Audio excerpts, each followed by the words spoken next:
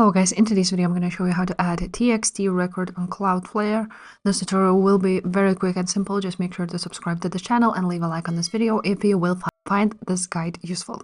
On Cloudflare, you want to go ahead and click on websites and you will be redirected to this page where you're going to choose the website which you want to add a record to. So I'm just going to choose this one. Now from here in the right corner you will see DNS. And you will see DNS record, so that's what you want to go ahead and click on. After that, you will see all of your records here, and if you wanted to add TXT, you're going to click Add a Record. Now from here, you're going to choose TXT. Now we're going to enter it there, and we're going to enter the content. Now for the sake of this video, I'm just going to copy it from my domain.